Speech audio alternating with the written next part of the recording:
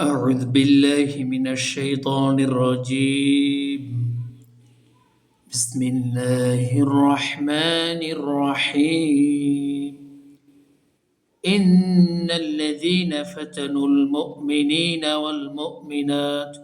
والمؤمنات ثم لم يتوبوا فلهم عذاب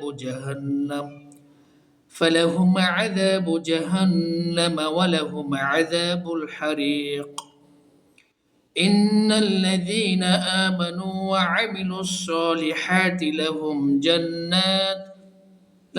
جنات تجري من تحتها الأنهار ذلك الفوز الكبير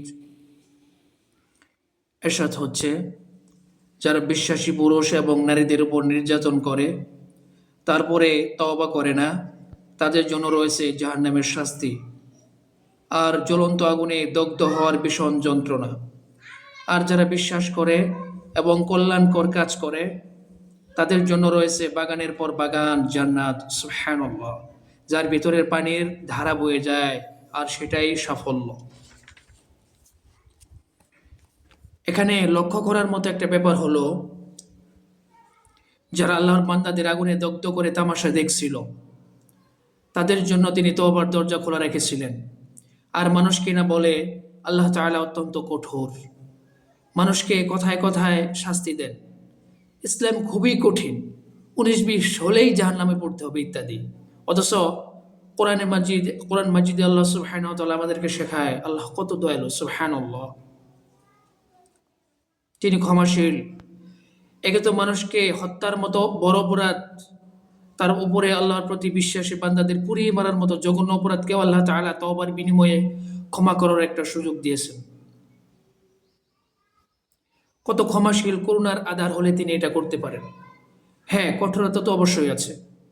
যারা এমন জঘন্য অপরাধ করার পরেও অনুশোচনা করবে না, তওবা করবে না, তাদের জন্য রয়েছে জাহান্নামের আগুন। তাদের জন্য বিশেষ করে থাকবে প্রজ্বলিত আগুনের দগ্ধ হওয়ার শাস্তি। সেখানে তাদেরকে ভীষণ যন্ত্রণা দিয়ে বুঝিয়ে দেওয়া হবে। মুমিনদেরকে অমানসিক শাস্তি দেওয়ার পরেও তাওবা না করে উদ্যত দেখানোর শাস্তি কতটা ভয়াবহ। এরা মনে করেছিল মানুষকে আগুনে পুড়িয়ে প্রচন্ড কষ্ট দেবে। মানুষকে বানানো আগুনের থেকে মহাবিশ্বের সৃষ্টিকর্তার বানানো আগুনে দগ্ধ হওয়ার যন্ত্রণা কি ভীষণ পর্যায়ে হতে পারে সেটা কেউ কল্পনা করতে পারে না। আর যারা বিশ্বাস করে এবং কল্যাণকর কাজ করে তাদের জন্য অবশ্যই রয়েছে জান্নাত, সুবহানাল্লাহ। আর যার ভিতরে পানির ধারা বয়ে যায় সেটাই মহা সাফল্য। বারাকাল্লাহু লানা ওয়া লাকুম ফিল কুরআনিল আযীম।